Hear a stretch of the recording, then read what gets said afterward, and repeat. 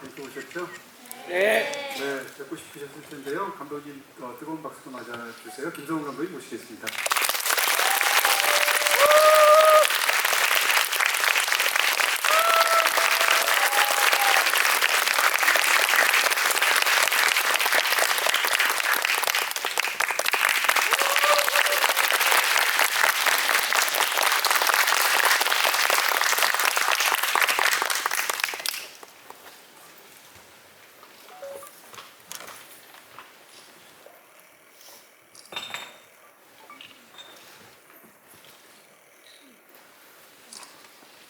네, 지금 막 영화를 보신 그 따끈한 그런 기분을 갖고 계시고 또 여러 가지 복합적인 마음을 느끼실 텐데요. 지금부터 1시간 정도에 걸쳐서 김성훈 감독님과 함께 저도 궁금한 게 굉장히 많거든요.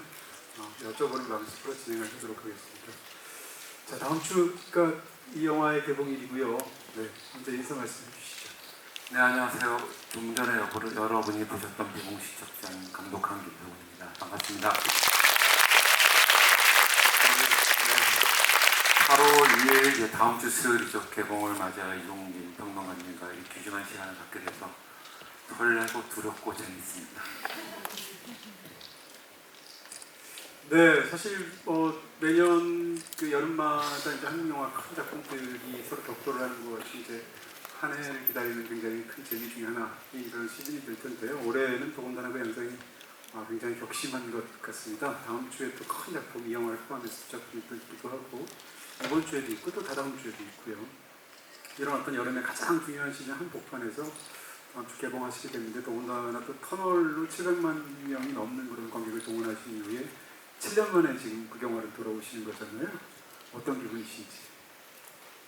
네, 2016년에 터널이라는 작품을 하고 지금 말씀대로 7년 그 사이에 저는 이제 킹덤 1, 2 일부를 아신전을 하고 나름 계속 쉬지 않고 해왔다 생각했는데요.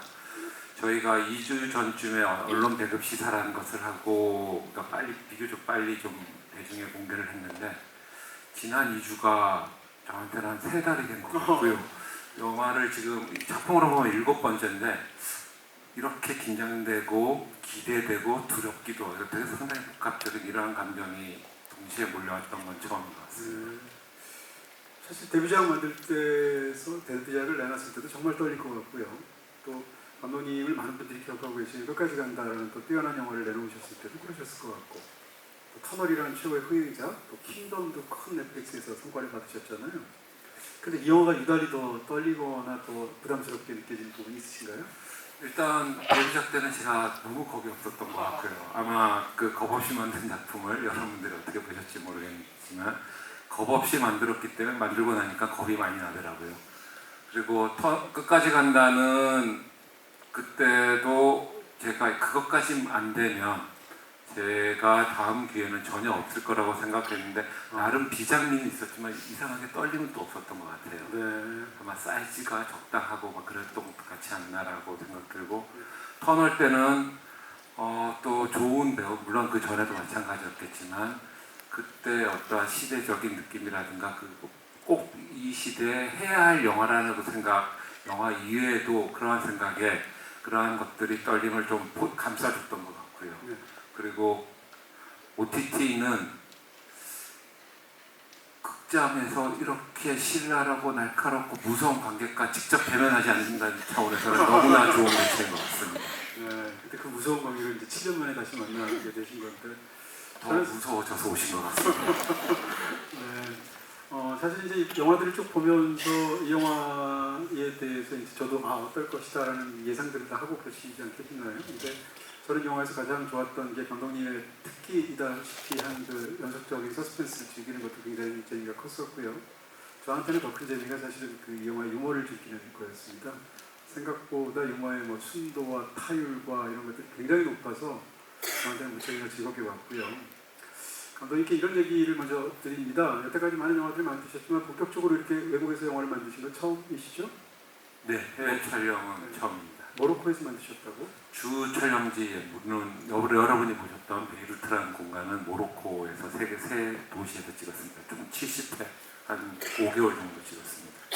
쉬운 일은 아닐 것 같은데요. 한국에서 찍는 것도 물론 어려우시겠지만 더군다나 영화에서 이제 헤이스라는 그 인물이 나오는 것도 스위스가 극중에서 설정인데 실제로 또 이탈리아에서 찍으셨다고. 네, 맞습니다. 네. 사실 이제 이런 걸 약간 속임수, 물론 이제 모로코 같은 공간, 베이루트 같은 그런 레바논의 공간을 관객을 눈속임할 수는 없습니다. 많은 경우에 이제 한국적인 상황에서 이렇게 좀 바꿔서 그냥 외국에 간 것처럼 찍는 경우가 많잖아요. 근데 이 경우는 실제로 다 그렇게 찍기도 하셨고 이런 프로덕션 과정이 굉장히 힘드셨을 것 같은데 어떠셨나요? 네, 평론가님 말씀대로 어저께 저희가 또 지휘를 한번 했었는데 장항준 감독이랑 했었는데 장항준 감독님 성격상 첫 마디가 좀 전에 말씀하신 극중 스위스 저희가 이탈리아에서 찍은 거를 가지고 왜 굳이 거기까지 갔니? 야, 나 같으면 저기 절대 안 가. 그분의 성향을 아시잖아요. 그래서 그러네. 근데 그거를 할 때 물론 저희가 뭔가를 선택할 때 가성비라는 것을 따질 수밖에 없긴 하겠지만 가장 그 본질을 찾아가는 것이 가성비보다 더 우수하다고 오히려 그게 더 가성비 있지 않을까. 가장 그런 저희에게 낯설고 그 장소 자체가 주는 어떤 힘도 있을 거라고 생각했어요. 그래서 그 스위스, 이탈리아 그 집은 루키노 비스콘티 외조부 집으로 어렸을 때 거기서 살았다고 합니다. 실제로 어렸을 때 살았던 외조부 집인데 지금은 큰 전시장이 돼서 있습니다. 이탈리아 대거장 감독님 엄청 부자하셨더라고요. 그리고 그거를 거기를 섭외해서 찍었고요. 또한 좀 외국에서 찍는다라는 것 자체는 한국에서 찍는다는 것도 매일매일 일어나서 현장 가는 게 설레기도 하고 두렵기도 하는데 외국에서는 그게 한 2~3배 이상이었던 것 같습니다. 그래서 이제 관객들 입장에서는 영화가 뭐라고 그럴까요? 공간적으로 굉장히 시원시원하게 찍혔다 이런 느낌들이 있고요. 그런데다가 이제 이 두 인물의 어떤 활극과도 같은 그런 모험담을 보다 보니까 그런 감정이 더 커지는 것 같습니다. 배우에 관한 이야기로 이제 본격적으로 좀 시작해볼까 하는데요. 사실 저는 하정우 씨 연기를 굉장히 좋아하는데 하정우 씨가 다른 쪽으로도 아주 훌륭한 배우라고 생각하지만 저는 정말 훌륭한 코미디 배우라고 생각하거든요. 이 영화를 보면 이제 이전에도 많이 증명을 했겠습니다만 그걸 충분히 증명하고 있다고 생각이 들던데 일단 가장 궁금한 거 먼저 여쭤보겠습니다. 초반에 이제 삐져서 이러는 거 나오는데 이게 본인이 한 건가요? 아니면 각본에 있었던 건가요? 흥은 지문으로 째려본다 이랬을 거예요. 근데 하배우님이 그냥 혼자 하고 되게 쑥스러워하셨어요. 하고 이거 조금 좀 쑥스러운데 하셨는데 저희도 사실 쑥스러웠어요. 초반에 배우를 좀 지켜드려야 되나? 그랬는데 그거를 1차 저희가 블라인드 테스트를 했는데 그때는 여러분이 지금 들으셨던 것보다 레벨이 한 3분의 1밖에 안 됐어요. 일부러 세게는 안 했었죠. 작게 녹음된 건데 블라인드 테스트 했을 때 관객분들 반응이 너무 좋아갖고 이거다. 한번 웃을 때 이거를 최대한 더 많은 사람들이 더 즐길 수 있도록 해야 한다 해서 소리를 한 3배 정도 크게 했습니다. 야, 레버리지를 하셨군요. 네. 이 어떻게 보면 이제 하정우 씨가 이 영화에서 가장 의외이기도 하고 사실 어떻게 보면 이제 최근에 한국 관객들이 이런 유사한 그런 것으로 보이는 설정의 영화들을 좀 봤지 않습니까? 그 상황에서 이 캐릭터의 변별력에 문제가 있을 수 있고 또 이전에 하정우 씨가 또 수리남이라는 영화를 또 그건 물론 OTT이지만 합력한 적이 있었죠. 근데 영화를 보면 사실 연기가 확연히 다르다라는 느낌이 들거든요. 그게 이제 이 영화 속에 등장하는 인물은 귀엽다라는 것인데 이런 것에 대해서 이제 배우랑 어떤 사전에 이야기를 해보신 게 있으신 건지 아니면 이 배우의 온전한 캐릭터 해석인 건지요? 이 작품을 내서 쓰고 그리고 배우님하고 얘기를 할 때 가장 걸렸던 부분이 이 부분이었어요. 이야기 자체가 저희가 어찌 보면 무거울 수 있잖아요. 네. 어찌 보면 무거운 소재이고 주제이고 한 사람이 갇혀 있는데 여기서 웃겨도 되나? 이게 저희들의 숙제이자 어찌 보면 이게 우리의 장점이다도 생각됐는데 그럼에도 불구하고 이거를 너무 희화시켰을 시에 인물이 한 사람은 고통받고 있는데 이렇게 판수라는 인물을 만나서 이렇게 즐거워도 되나? 관객이 웃으면서도 죄스러울 수도 있다는 생각을 가졌던 건 사실인데요. 그러면서 그 톤에 대해서 끊임없이 얘기했는데 제가 그런 터널을 통해서 하배우를 있었던 것 같아요. 그 안에서 어둠에서 무한 낙관 긍정으로서 돌파해 나가고 앞에 그 터널을 혹시 반추해 보면 앞에 어떤 여성이 돌아가시잖아요. 그 이후에도 잠시 자제해 있다가 또 유머러스한 면이 또 나오거든요. 그때도 고민이 됐던 지점인데 그거보다 지금은 더 진화되고 승화됐다고 생각되는데 하배우 저희가 했던 어떤 톤도 있었지만 배우님이 이거는 말로 설명할 수 없는 배우 자체의 캐릭터가 이거를 몇 단계 올려놨다고 생각합니다. 네. 사실은 뭐 터널에서도 그렇지만 이 영화에서도 이 인물이 이렇게 유머러스하고 또 낙천적인 인물이 아니라면 사실은 이게 불가능한 일이었을 것이다라는 걸 생각하면 그것이 사실 캐릭터 해석하고도 이어지는 부분이 있겠다는 걸 추측도 되기도 하고요.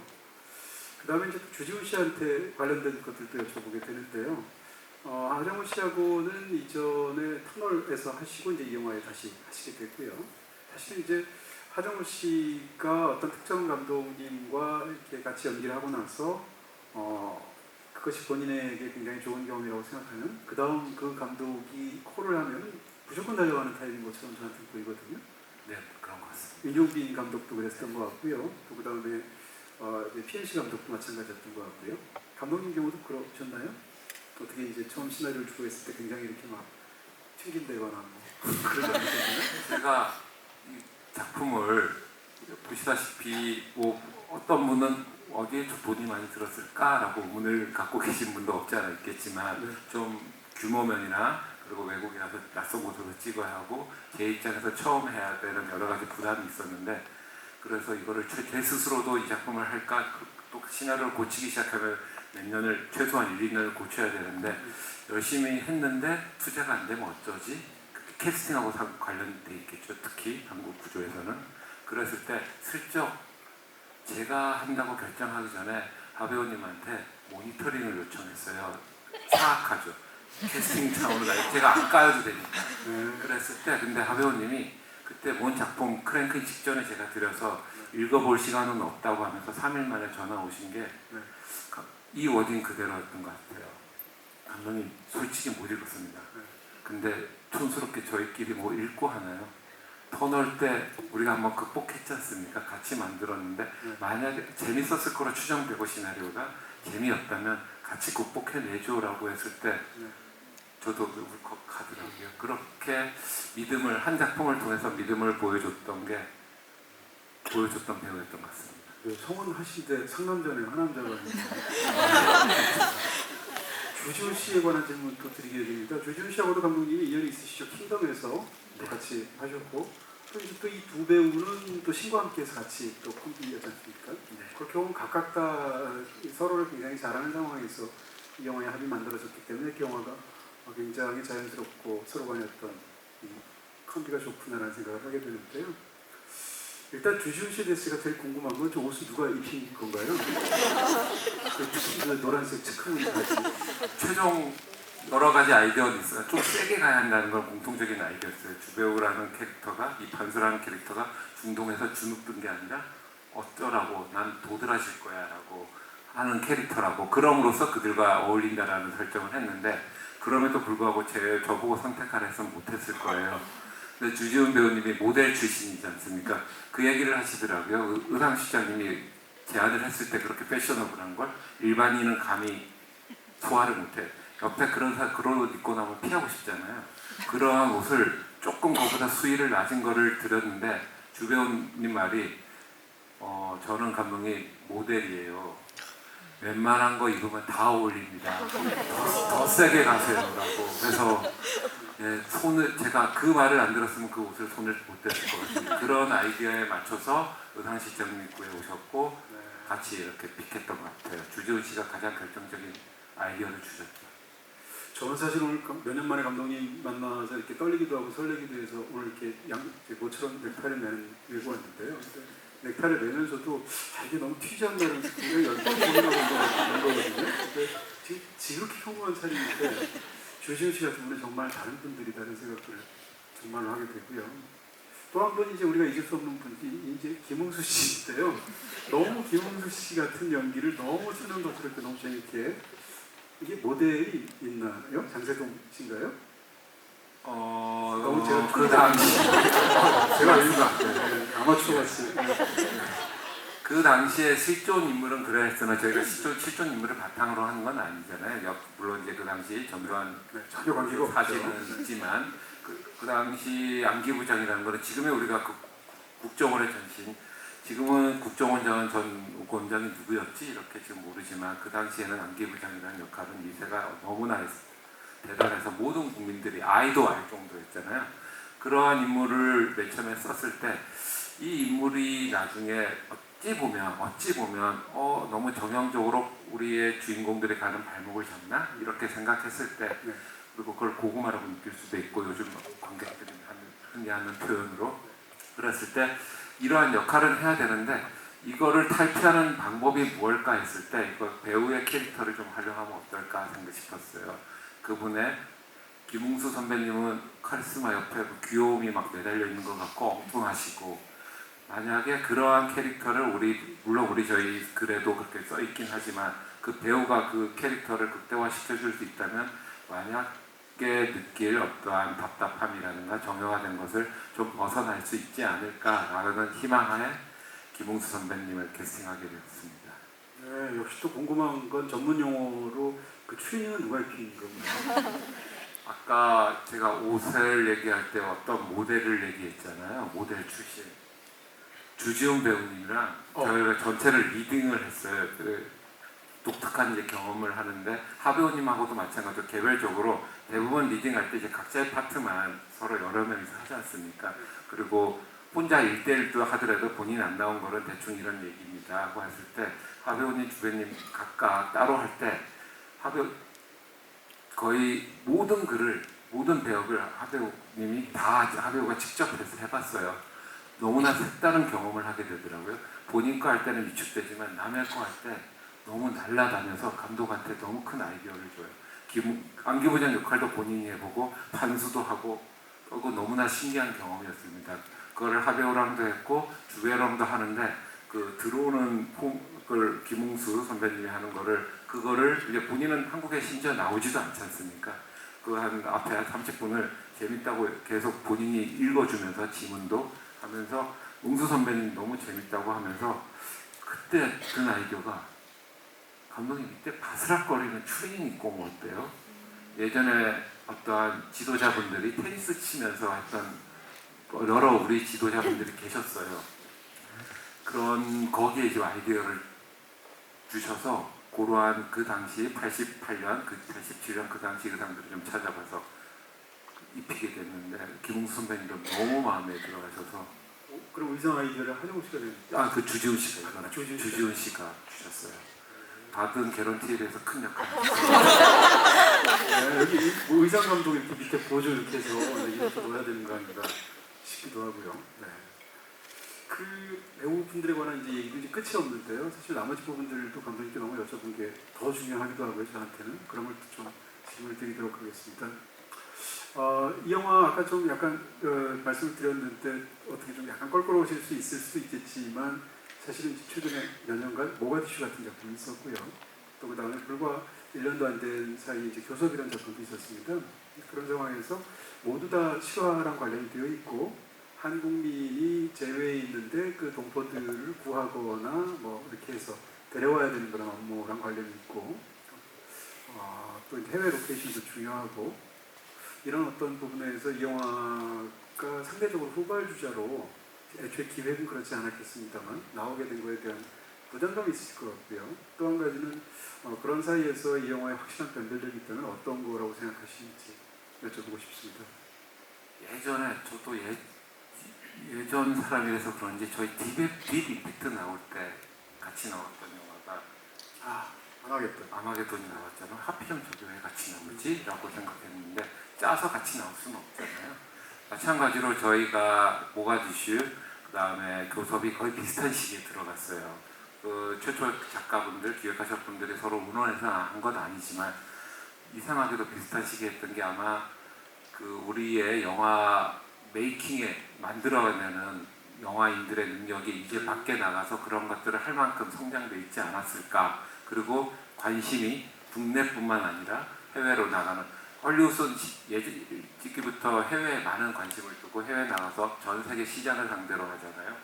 판매뿐만 아니라 만드는 것도 그러하듯이 우리 또한 이제 점점 더 해외에 나가서 우리 한반도 내뿐만 아니라 해외에 나가 있는 한국 사람들의 모습을 그리는 영화가 앞으로도 많이 나올 거라고 생각합니다.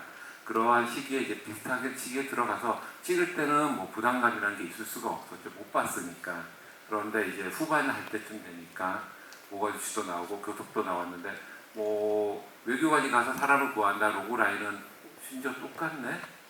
한 줄로만 하면 외교관이 가서 누군가 데려온다라는 이러한 부담감은 없지 않아 있었던 건 사실인데 제가 교섭 뭐 뒤늦게 다들 봤지만 이러한 출발점이 또뭐 같다고 말할 수 없는데 만약에 그걸 비슷하다라고 하는 거를 동의를 한다 하더라도 서로 너무 다른 길을 가지 않나 싶어요. 최소한 그 두 영화는 각자의 롤을 갖다 생각하고요. 저희는 이 영화를 하게끔 이 영화의 변별력이라고 할 수 있는 서두에 짚어주셨던 서스펜스와 유머에 기반한 둘의 탈출극이라고 규정을 하고 이쪽으로 갔을 때 관객분들이 외피는 비슷해 보일 수 있겠지만 한번 외피를 걷어내고 보면 차별점을 느끼실 수 있지 않을까 기대하고 있습니다. 예, 저도 이제 이 영화를 보면서 사실 제일 생각을 했던 그런 부분 중에 하나가 바로 지금 말씀드렸던 그런 부분인데 다 보고 난 제 심정으로는 그 세 편의 영화가 완전히 다르다라는 생각이 들고요. 특히 이제 만약 이제 모가디슈는 굉장히 그 대작에 어울리게 만들어내었던 그런 프로덕션에 관한 부분들이 돋보이는 영화처럼 보이고 교섭은 그 영화가 직접적으로 떠올리게 하는 그 사건이 굉장히 강렬하지 않습니까? 근데 상대적으로 이 영화는 이런 시도가 있었어라고 사람들이 생각할 정도로 기억하시는 그런 사건이 아닌 것 같고요. 그 다음에 실제 사건에서 사실상 그냥 베이루트에서 한국 외교관이 납치됐다라는 정도만 가져오신 거잖아요. 네, 맞습니다. 그리고 구체적으로는 사실상 영화를 굉장히 극화하신 것처럼 보여서 앞에 두 영화랑 이 영화가 확연한 차이점이 있다면 저한테는 앞에 두 영화는 사건에 따라가는 영화처럼 보이는데 이 영화는 캐릭터가 중요한 영화처럼 보인다는 거죠. 그런 측면에서 엄밀히 어떤 사건이 있었는데 그 사건을 고스란히 재현하는 것보다는 사건의 얼개만 그냥 아주 간단하게 따와서 나머지는 영화적인 상상력으로 채우는 그런 영화를 만드셨어요. 그런 선택을 하시게 된 이유가 있을 거죠. 그 최초에 제가 이 작품을 선택하기 원한 각본이 있었어요.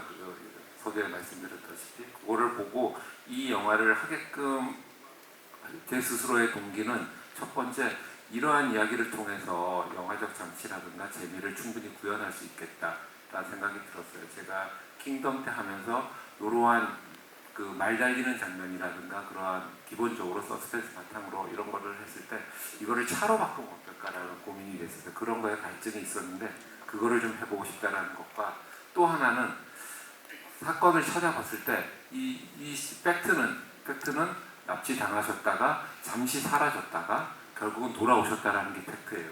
무사히. 그런데 그리고 어떻게 누가 어떠한 협상이라든가 그런 거를 통해서 나왔다는 거는 밝혀진 바는 없어요. 저희 자막에 맨 뒤에 어떠한 주장을 얘기하지 않습니까? 어떠한 주장은 있고요. 팩트와 저희의 픽션과 주장을 섞어서 만든 영화이라고 생각이 듭니다. 어떻게 보면 그래서 비공식 작전이기도 하네요. 네. 그 연장선상에 사실 이제 그 인물 그리고 이제 이 영화의 가장 큰 강점이라고 저는 생각하는 이제 유머일 텐데요. 인물에 관해서 좀 질문을 드리다 보면 이 영화는 이제 강렬한 투탑 영화이지 않습니까? 하정우 씨의 비중이 조금 더 크긴 하지만 그런 상황에서 두 인물이 계속 나오는데 이 두 인물은 한 명은 이제 국가의 녹을 먹으면서 그것을 일을 제대로 수행하려고 하는 사명감 있는 공무원이고 한 명은 상군처럼 보이잖아요. 영화의 중반부쯤 되면 두 사람은 굉장히 비슷하다라는 생각이 들고 일단 한 사람은 흘러 어떻게 하다 보니까 중동까지 가게 된 사람이고 다른 사람은 또 한 명은 또 왼곳이 붙은 다음에 흘러 가다 보니까 5년째 중동과에서 벗어나지 못하는 사람이고요. 둘 다 미국에 가고 싶어하는 공통점이 있고 그리고 둘 다 상대방한테 거짓말을 하고 있습니다. 뭐 이런 여러 가지 상황들이 절묘하게 맞아들어간다는 생각이 있대요. 이 영화는 이제 터널하고 달리 이 투탑이고 두 사람 사이의 관계가 제일 중요한 이야기일 텐데 그럴 때 이 관계에 어떤 감독님께서 생각하셨던 가장 중시해야 되는 부분이 있다면 어떤 거라고 생각하셨는지요? 네. 그 두 명의 관계의 변주를 보는 게 재미이고 그걸 따라가는 영화라고 생각이 들고요. 말씀대로 둘은 되게 달라 보였으나 결국은 보면은 말씀대로 속이고 속고 아메리칸 드림을 똑같이 갖고 있고 결국은 같은 인물 같지 않을까. 그리고 결국은 이 둘은 측은지심 때문에 서로에게 손을 내밀지 않을까. 혼자 민준 입장에서 돌아갈 수 있었는데 손을 내밀어서 그 고생을 하였을 거고, 판수 입장에서도 길 안내 안 해주면 그만인데 더 이상 이제 돈도 못 받을 것 같고 미국 비자도 못 받을 것 같은데, 이 둘 인물 사이는 아닌 듯 했지만 본인의 욕망과 야욕 때문에 그 행위를 하는 척 보였으나 이 두 인물들 사이에는 인간에 대한 기본적으로 갖춰야 할 덕목인 측은지심 같은 것들이 기본적으로 같지 않았을까. 근데 저희가 맨 처음에는 뭐 신문이라든가 그런 걸 통해서 차별점을 두고 의상을 통해서도 표현했는데, 마지막에는 민준이 판수의 의상을 입음으로써 자기 옷이 망가졌을 때, 그래서 점점 둘은 외향적으로도 같아진다는 걸 표현하려고 했었습니다. 제가 사실 그 김성훈 감독님의 영화를 죄송합니다. 첫 번째 영화를 제외하고 사실 다 재밌게 좋아합니다. 하다 보니까 뒤를 강조하려고 했는데 앞이 강조하려고 했는데 이상한데. 네. 그러니까 두 번째 영화부터 OTT 영화들까지 제가 전부 다 봤고 또 다 제가 개인적으로 좋아하는데, 김성훈 감독의 영화를 제가 굉장히 재밌게 생각하는 이유가를 좀 오면서 생각을 해봤습니다. 근데 감독님은 장치적인 부분들을 상당히 제거를 하고 그야말로 가장 기본적인 것을 가지고 영화적인 쾌감을 만들어내시는데 굉장히 탁월하신 부분이 있는 것 같습니다. 그래서 제가 재밌어하는 것 같고요. 거기에 관련된 질문들 여러 개를 좀 드리고 싶습니다.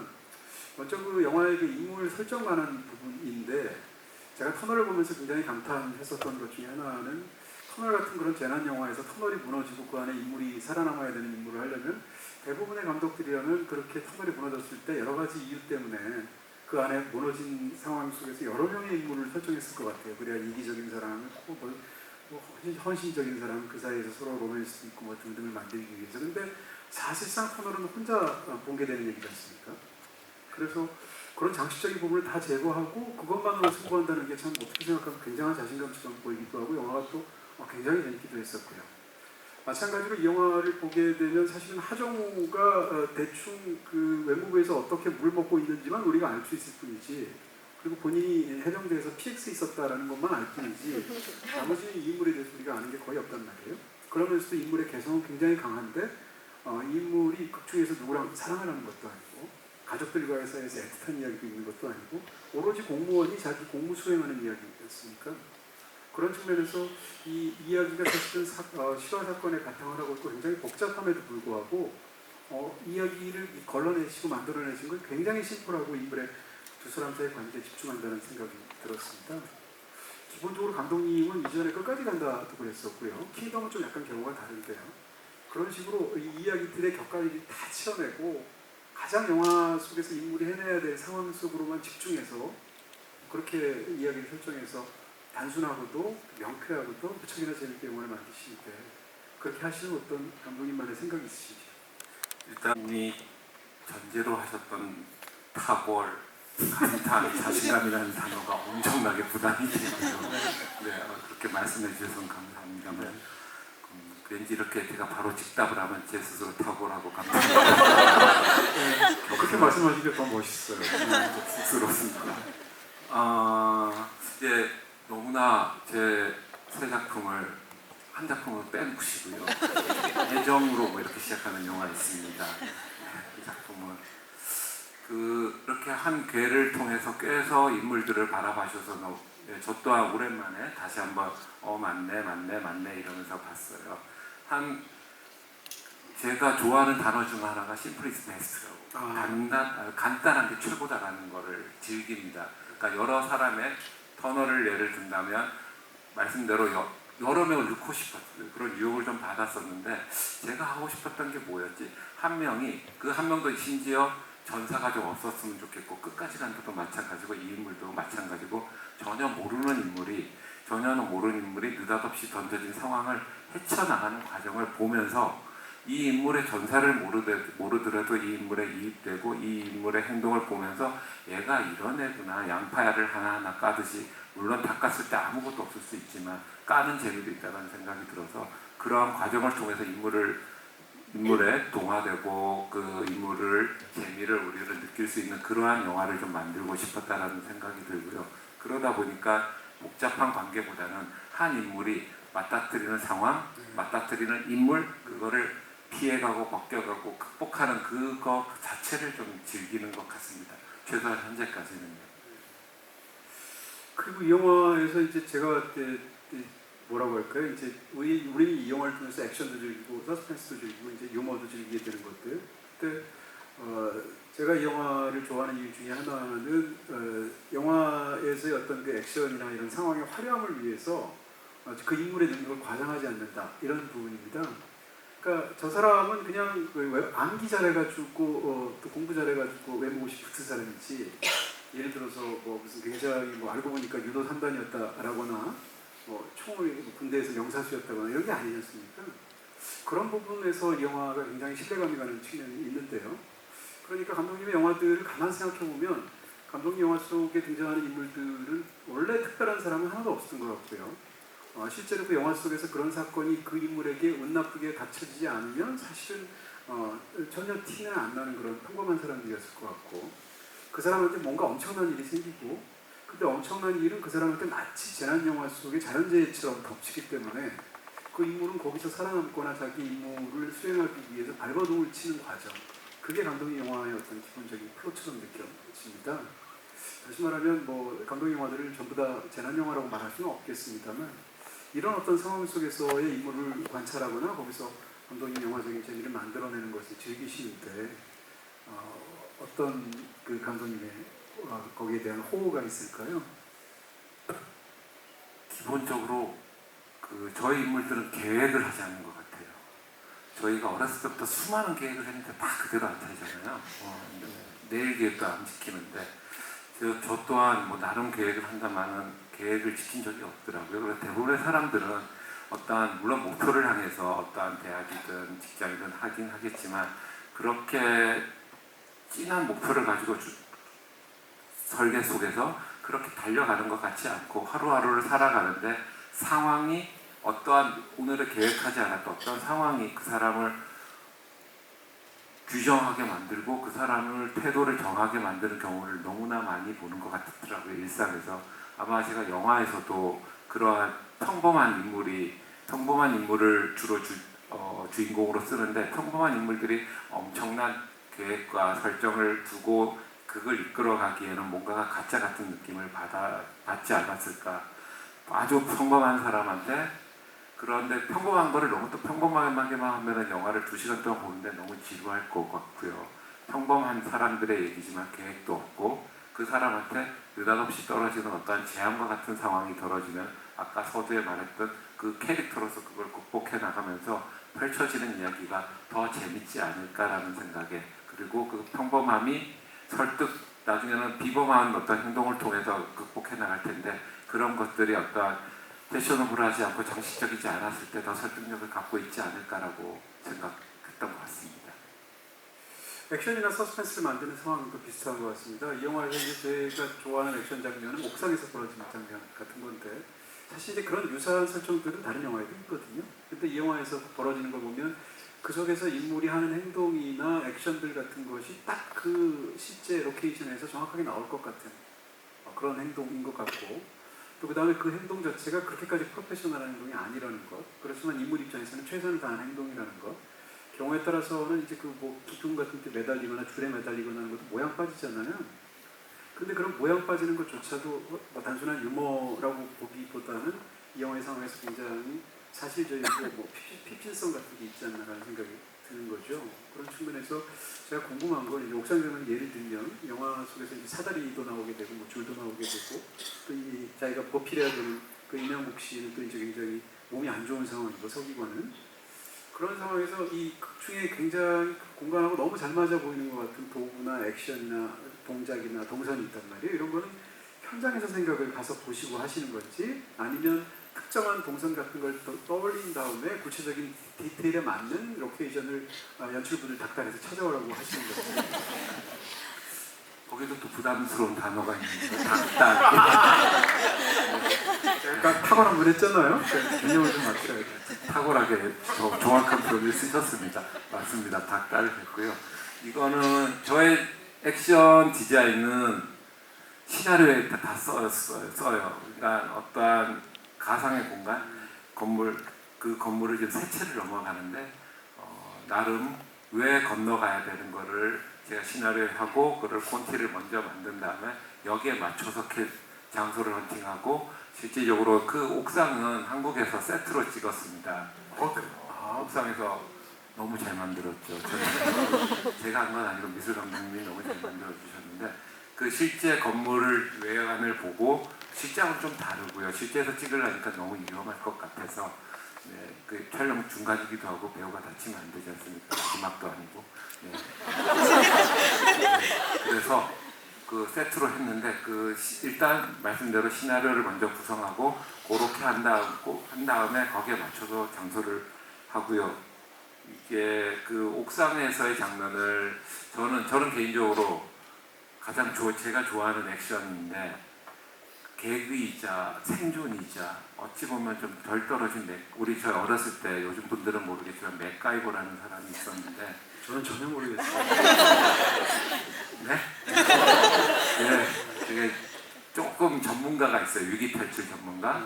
네, 덜 떨어진 공무원에 맞춰서 말씀대로 안기부장 앞에서 거짓말을 할 수 있는 어느 정도의 대포와 순발력 있는 친구라면 그가 어떠한 특수용어는 아니지만 주변 요소를 통해서 순발력 있게 탈출할 수 있지 않을까라는 그러한 상황 긴장을 좀 디자인을 하는 걸 좋아하는 것 같습니다. 그리고 또 한 가지 이제 끝까지 간다에서도 그런 상황을 제가 굉장히 즐겨하고 관객들도 좋아하셨는데 이 영화에서도 어떤 상황이냐면 서스펜스가 아니라 서스펜스의 연쇄라고 할까요? 그런 측면에서 굉장히 감탄스러운 부분이 있습니다. 감탄. 네. 어떤 상황이 이런 거죠. 영화에서 드디어 자기 돈을 몰래 훔쳐갔다라는 걸 뒤늦게 알게 되고 심지어는 이제 차량까지 본의 아니게 탈취해서 추격전을 벌이지 않습니까? 근데 차량 추격전을 벌이게 되고 그 뒤에는 또 어떤 장면이 있냐면 공항 경비대가 다시 나타나서 그 사람 이제 민주를 쫓게 되는 장면이 있죠. 근데 이 숨막히는 두 장면 사이에 들깨한테 쫓기는 장면이 끼워져 있어요. 근데 그 장면은 어떻게 생각하면 영화적인 리듬으로 보면 스피드를 막 몰아쳐야 될 것 같은데 거기서 한 템포를 딱 일부러 압박자를 넣는 것 같은 그런 절묘한 리듬이 있고 심지어 그 차 안에서 이렇게 숨어 있을 때 걔가 오줌까지 싸잖아요. 차에다 대고. 그러니까 제가 궁금해하는 것은 그런 겁니다. 어떤 그 하나의 액션 시퀀스나 서스펜스가 있는 상황을 만들 때 그 상황 하나하나를 각각 따로따로 만드신 다음에 구상하시거나 이렇게 생각하신 다음에 사후적인 방식으로 연결을 하시는 건지 아니면 그 연결 자체를 굉장히 중요하게 생각하고 애초에 구상을 하시는 건지. 왜냐하면 이 서스펜스 상황이 계속 엮여서 연쇄적으로 나오는 것이 감독 영화를 보는 굉장히 큰 즐거움이거든요. 일단 두 가지 중에 선택을 해서 답변을 드려야 한다면 연결이 우선인 것 같습니다. 연결이 우선이고요. 근데 여기는 조금 하나가 더 가미가 된 것이 말씀대로 앞서 달리고 뒤에 또 마일을 하는 공항 경비대가 왔던 또 달리는 어떤 총질을 하고 이러한 상황과 달리 다른 템포에 들깨가 들어갔던 거는 원래는 이제 말씀대로 순서대로 연결의 의미에서 들어갔는데 이후에 그 장면을 고심을 했을 때 그 이후에 아침 장면이 영향을 좀 미쳤습니다. 아침 장면에 그 판수와 제외하는 장면이 있잖아요. 저희가 터덜터덜 걸었을 때 반성한 판수가 다시 돌아왔을 때 정말 털레털레 걷는 거는 하배우님이 찰리 채플린으로부터 아이디어를 얻었다고 하더라고요. 주머니에 심지어 손가락 찌르고 걷잖아요. 그 장면을 제가 먼저 들깨신을 만들어놨긴 하지만 들깨신이 빠졌을 때 그 장면이 온전히 저희한테 안 다가오더라고요. 앞에서 속도감과 공포감만 갖고 있는 액션이 있을 때 그 장면이 그렇게 우리한테 따뜻한 유머를 주지는 않더라고요. 들깨 장면은 쫓고 쫓기는 사이에서 조금 템포나 색감이 좀 다르다고 생각되는데 조금 연성화시킨다고 해야 될까요?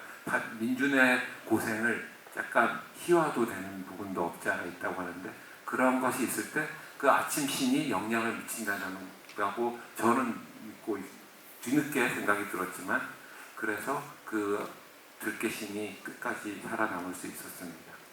좁은 골목에 차가 다 끼는 그 좁은 골목 그 세트인가요? 좁은 골목 네. 그 뒷부분에 갇혀 있은 네네. 그거는 실제 장소였습니다. 그래요. 원래 그가 시나리오나 두 가지를 좀 반대로 알고 있었네요. 그쵸, 그 실제 장소에서 그 찍는다는 게 사실은 좀 미친 짓일 것 같은데 세트로 하려니까 그건 너무 비쌌습니다. 차가 슈잉 다르면 저기서 여기까지 오는데 한 2, 3초만 지나가더라고요. 그래서 그러네요. 그 세트를 하려면 100몇 미터가 되는데 미터가 늘어갈 때마다 기하급수적으로 늘더라고요. 그래서 좁은 골목은 선택을 했고 헌팅을 했는데 그 장소가 너무 마음에 들었어요. 카사블랑카라는 아름다운 영화의 도시였던, 실제로 가면 그렇게 느끼실지는 각자 판단해 주시고요. 그 어떠한 사람이 실제로 사는 곳이에요. 그 골목에만 거의 몇백 명이 거주하시는데 몇 달 전부터 섭외를 해서 동의를 구하고 소정의 어떤 비용을 지불하고 해서 주민들 동의하에 4일을 거기서 차를 세워놓고 그 골목길에서 4, 5일인가 찍었던 것 같습니다. 아침에 그분들 출근하고 나면 차 받고 하고. 근데 단 한 번의 어떤 컴플레인도 없이 거기서 먹을 거 갖다 주시고 위에서 구경하시다가 이렇게 빵 주시고 차 주시고, 네, 너무나 감사했던 분들이고 감사했던 공간이었습니다. 그럴 때 주민한테 뭔가 이렇게 리워드를 이렇게 선물을 한다거나 이러시지 않아요? 아마 그 집들마다 가구 문이 있잖아요. 그 네네. 주 가구가 특이하더라고요. 그 가구가 들어가면은 그 대문이라고 하죠. 그 대문 안에 들어가면 6, 7 가구가 사세요. 인원수에 따라서 저희가 다 비용을 지급하고 또한 선물 드리고, 총 쏠 때는 총 쏘면 공간에서 울리기 때문에 상당히 시끄럽잖아요. 그때 이제 귀마개들을 전원 다 지급하고, 놀러 가실 분도 놀러 가고 구경하실 분들은 귀마개 하시고 하셔라. 요즘에는 또 그렇게 하면 또 큰 혼날 수도 있으니까 그렇게 최대한 부분들한테 피해가 안 가도록 시도를 했고, 근데 아마 그러한 질감을 얻으려면 세트에서는 좀 불가능하지 않을까 싶었습니다. 그 튀어나오는 콘크리트 블럭들도 사전에 한 달 전에 가서 주민들한테 동의를 얻어서 여기 그게 차가 끼기에는 조금 넓었어요. 그래서 몇몇 벽들은 저희가 벽돌로 싸갖고 더 좁게 만들었거든요. 예, 그렇게까지 시도했었습니다. 저도 카사블랑카 갔었는데 진짜 완전히 깼죠. 네. 근데 그게 영화 카사블랑카 생각하시면 그 애틋한 느낌이 들 텐데, 영화 카사블랑카를 카사블랑카에서 안 찍고 LA에서 찍었거든요. 그렇게 생각하면 또 제가 무슨 얘기를 하는지 모르겠는데요. 이 영화에 등장하는 어떤 그런 구체적인 이야기도 좀 여쭤보고 싶습니다. 영화에서 이제 김홍수 씨가 굉장히 인상적인, 어떻게 보면 약간 커피에서 약간 빌런처럼 보인다고 볼까요? 저희 분은 그렇게 생각 안 하겠지만, 중간에 나라가 망하게 생겼는데 사람 목숨 하나쯤이야 이런 말을 합니다. 근데 그 말 비슷한 말을 터널에서 제가 굉장히 인상적으로 들었었거든요.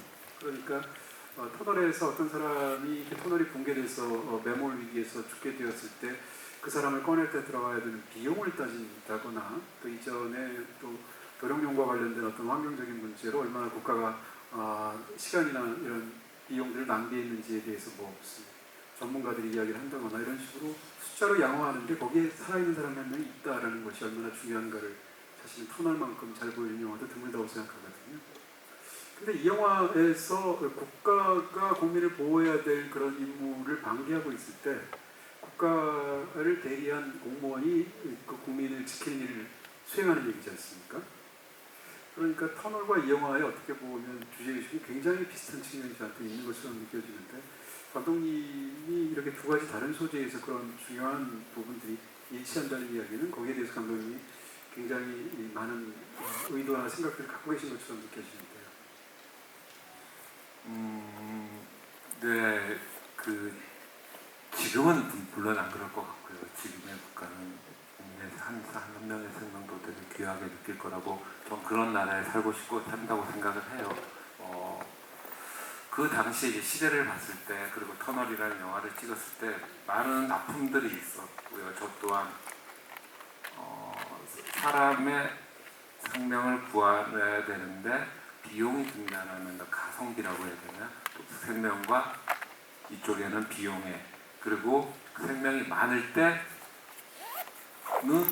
사람들이 좀 더 많은 사람들이 관심도 갖고 거기에 대해서 구해야 되는 거 아니냐 했을 때 한 개인으로 봤을 때는 그런 말이 있잖아요. 그 터널에서 썼던 단어인데 문장인데 한 개인은 우주보다도 더 가치가 있고 무겁다라고 하는데 그 가족 입장에서는 한 명이든 두 명이든 세 명이든 전혀 그거는 생명의 무게가 달라지는 건 아니지 않습니까? 가성비로 대할 게 생명을 갖고 인간이 동물과 다른 게 생명의 가치를 그렇게 인간에 대한 예의를 동족에 대한 예의를 서로 지키고 사는 동물이라고 생각되는데 그러한 것들에 대해서 저 또한 왜 이러한 생각들을 제가 갖고 있는지 모르겠고 터널로 통해서 다 해소됐다고 됐으면 제가 아마 안 했을 수도 있었을 것 같은데 왜 썼는지는 모르겠지만 그런 누군가는 저를 확신범이라고 말을 하더라고요.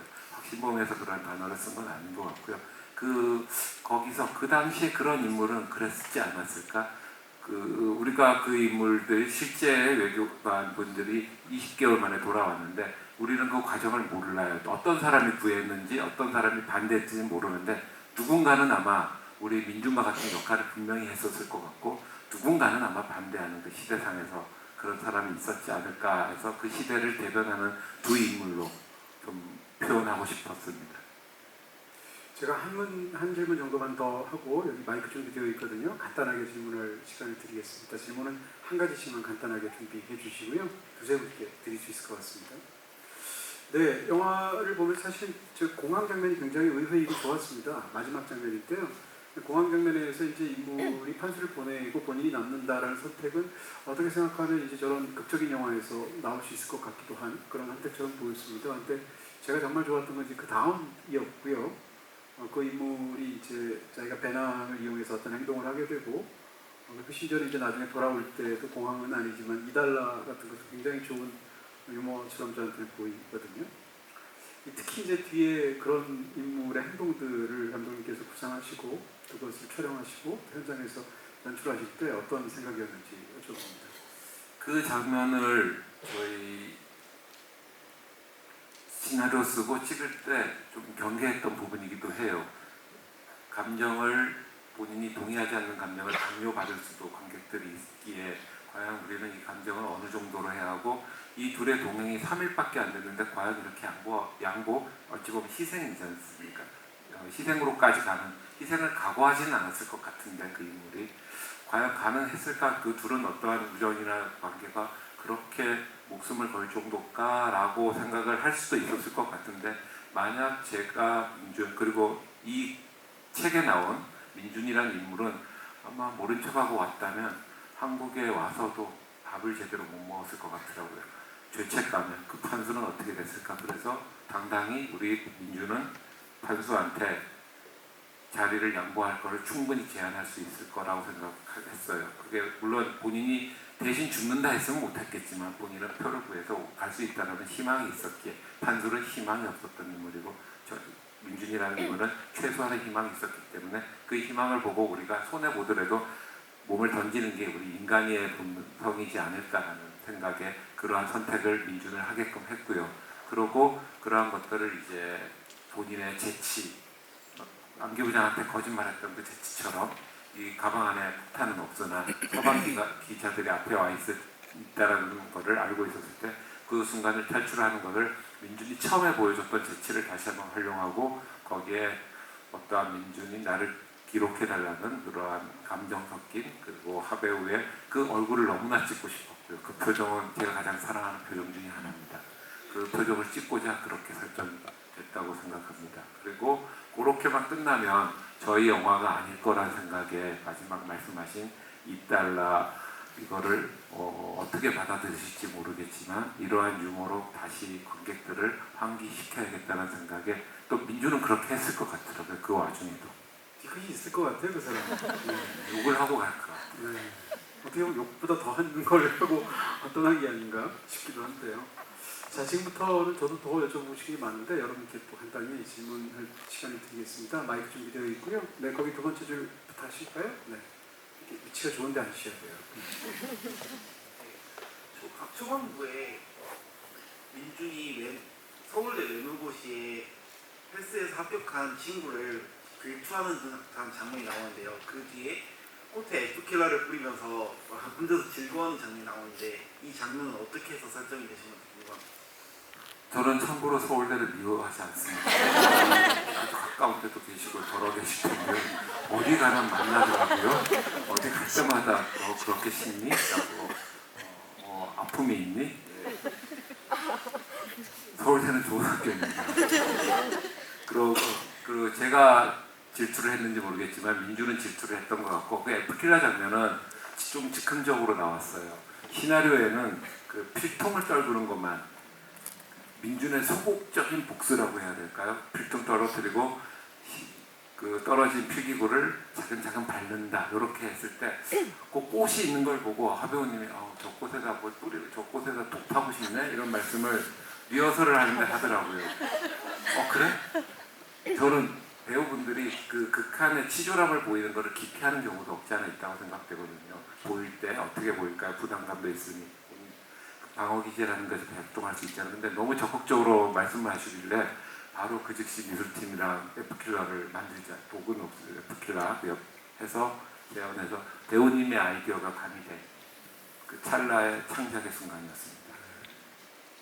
재밌네요. 또 질문하실 분 계신가요? 이번에 그 뒤에 계신 여자분 할까요? 영화 너무 재밌게 봤고요. 그 하정우 배우님이랑 7년 전에 그 편을 하셨고 주지훈 배우님이랑 한 3, 4년 전에 킹덤을 하셨는데 그 사이에 배우님들을 다른 작품을 하고 다시 만나신 거잖아요. 그래서 현장에서 느낄 때 그 전작이랑 지금 작업하면서 좀 차이점 아니면 또 같은 점 있으셨는지 궁금하고 아까 그 리딩하신 명성 씨 나중에 메이크업으로 풀릴 가능성이 있나요? 너무 궁금하더라고요. 일단 차이점은 한번 해보면 익숙함이라는 것이 나태함으로도 다가올 수 있다고 생각들어요. 그거 저희가 가장 경계를 해야 할 부분이라고 생각하는데 본인은 어디를 경계할지 모르고 아마 그 과정을 그 시간을 소비하고 낭비할 수도 충분히 있다 생각됩니다. 근데 이번에 하배우님하고 아까 그 좀 전에 그 이어서 한 질문이 있지 않습니까? 전체를 읽는다는 거 이번 처음 했거든요. 하배우님도 처음 해보셨대요. 수많은 작품을 했지만 본인이 모든 지문을 한 단어도 스킵하지 않고 모든 동선 지문을 다 읽는데 이러한 것으로만 봐도 저희가 익숙함에 대한 나태함으로 접근하지는 않았다는 생각이 들고 믿었기 때문에 서로 시너지적인 요소가 상당히 더 발휘되지 않았을까. 그리고 모로코에서 낯선 땅에서 낯선 문화에서 낯섦이 가져다 주는 두려움이 있잖아요. 그 두려움을 극복하는 데는 이 친한 믿을 수 있는 배우들의 어떤 의지할 수 있는 구석 때문에 잘 버틸 수 있지 않았을까. 그분이 또 요리도 잘해갖고 저를 잘 먹여주시고요. 그러한 부분도 있었고 또한 근데 그 말씀드렸던 그 메이킹 장면은 둘이 1대1로 했기 때문에 동영상 촬영된 건 없습니다. 저희가 재현을 해서 다시 보여드리겠습니다. 질문하실 분 계신가요? 네, 좀 뒤쪽으로 하겠습니다. 저때 계신 그 여자분? 네. 하시죠. 영화가 해외 장면이 되게 스케일 공중에서 보여준다는 이런 장면들을 되게 시원하게 잘 봤던 것 같고요. 그 외국인 배우들이 되게 적재적소에 잘 활용된 것 같아서 어떻게 캐스팅하시고 어떻게 진행하셨는지 궁금합니다. 앞으로는 외국인 배우분들을 많이 더 저희가 캐스팅할 것 같아요. 이후에 나홍진 감독님이 찍는데도 훌륭한 배우분들이 지금 나와서 아마 내년이나 후년쯤에 저희가 감탄할 만한 작품이 나올 것 같은데 저희도 이제 앞서 말했듯이 그 미국 헐리우드 전 세계를 무대로 캐스팅을 하듯이 저희도 이제 그럴 시기가 다가오지 않았나라는 생각이 들고요. 저에 나왔던 배우들을 몇 분만 순차적으로 말씀드리면 먼저 카터 CIA 요원이라는 분은 벙고먼이라는 미국 배우신데 퍼시픽 림 그 1편 길레르모 델 토로의 거기서 박사 역할로 조연 역할을 하는데 기가 막히게 잘하세요. 그리고 최근에는 대부 비하인드 스토리 거기에 파라마운트를 소유한 회장님으로 또라이 회장님으로 나오는데 정말 너무 잘하십니다. 미국에서 다크나이트로 여러분들이 사랑하는 다크나이트 나오셨고요. 그분을 캐스팅하기 위해서 안 써봤던 손편지까지 써서 그분을 캐스팅하게 됐고요. 영어로요? 아니요. 그거를 팁을 주셨어요. 그분이 사람이 너무 좋으세요. 좀 감성적인 분도 있고 뭔가 정성을 보여야 한다 해서 영어 편지를 많이 받으셨을 것 같고 한글로 제가 또박또박 제 아내한테 편지 쓴 거 빼고는 20몇 년 만에 처음 써봤습니다. 그래서 그분을 했고 그 이후에 헤이스라는 그 스위스 이탈리아에서 찍었던 그 장면은 그 배우님은 마르친 도르친스키라고 폴란드 국민 배우세요. 그분 최근에 아마 미션 임파서블을 보셨다면 초반에 함장 역으로 기대한 그분입니다. 퀸스 갬빗에서 러시아 출신 체스 챔피언으로 나오고 앞으로도 아마 저희 헐리우드 영화에서 그분 많이 볼 거라고 이 영화로 생각합니다. 떠서 이제 그 영화에 나온 거거든요.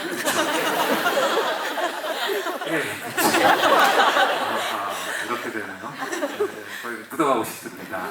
그러고 나머지 배우분들은 주로 이제 모로코 그리고 프랑스에서 활동하는 아랍 출신들이 하셨는데 영상 오디션 또 실제 저희가 헌팅 가서 캐스팅하고 뭐 3차, 4차 해서 모로코에 나온 배우분들은 거의 다 좀 만나보지 않았나라고 생각합니다.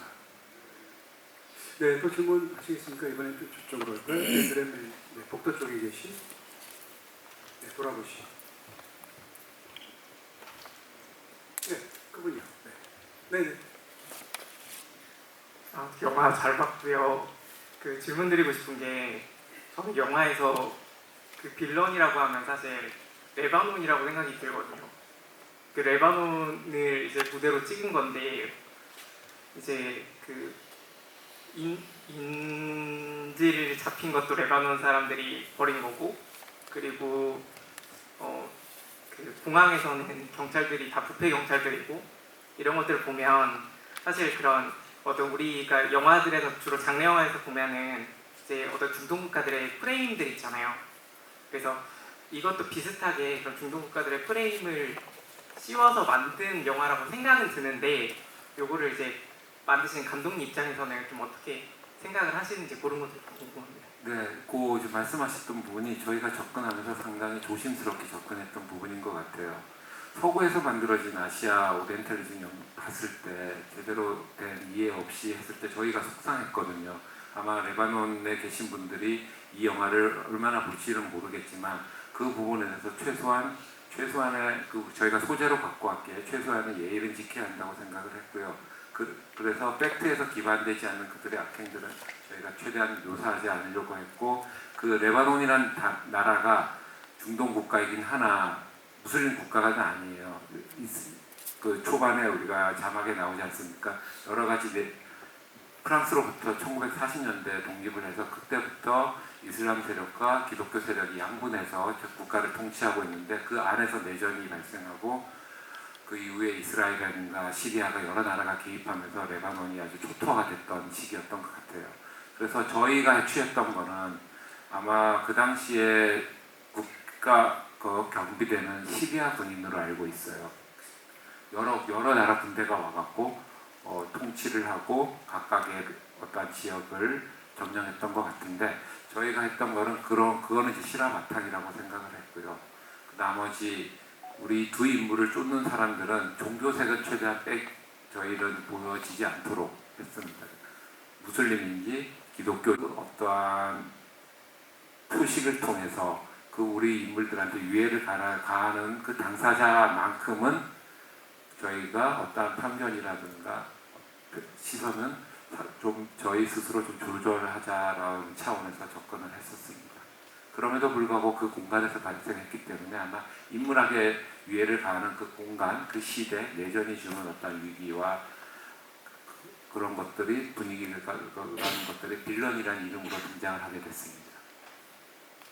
네, 죄송합니다. 시간이 다 가버려서요. 제가 너무 많이 질문 드렸나 봅니다. 근데 질문들이 다 무슨 기자분들처럼 5분 질문하셔서 너무 감사드리고요. 미리 말씀드리면 질문이 혼탁해질까 말씀 안 드렸는데 5분이 이따 끝나고 여기 선물 준비되어 있거든요. 받아가시면 되겠습니다. 네. 감독님, 제가 마지막으로 질문 드릴 것은 이제 감독님 영화를 재밌어하고 좋아하고 기다리는 사람으로서 다음 영화는 언제 나오는가 이렇게 궁금해지고요. 제가 한번 약간 숫자 감각이 있어서 숫자를 세봤더니 첫 번째 영화가 나오고 다음 영화가 나오기까지가 7년 걸렸고 두 번째 영화에서 세 번째 영화가 3년 걸렸고 세 번째 영화에서 네 번째 영화까지 다시 7년 걸렸어요. 3년 걸리는 차이거든요. 빨리 서두르셔야 되는데 지금 현재 어떤 계획이신지 어떤 것들을 구상하고 계신지 궁금합니다. 현재는 다음 주에 개봉하는 정신에 혼미해져 있는 상황이고요. 그러니까 항상 다음 작품을 선택하는 것이 물론 미리 준비되어 있는 것도 있었지만 항상 바뀌었어요. 끝까지 간다 때 원래 터널을 할 생각이 아니라 제가 어떤 써놨던 그 작품을 하려고 했는데 터널에 쑥 들어왔고요. 그리고 다른 그 터널 이후에 딴 걸 한다 했을 때 김은희 작가가 요거 금방 끝난다라는 깨알에 빠져서 킹덤을 원투 아신년까지 3년 반을 했고요. 미안해서 어제 장항준 감독이 오셨군요. 네, 그 부분은 저한테 원초적으로 죄를 많이 졌어요. 문제가 있고요. 그리고 이 작품을 통해서 제가 갈증을 느꼈던 거를 다음 작품으로 좀 해소하고 싶은데 이걸 최대한 좀 빨리 하고 싶은데 현재 느끼는 거는 저희가 이제 해외 나가고 여러 사람들이 나오고 악당들이 있잖아요.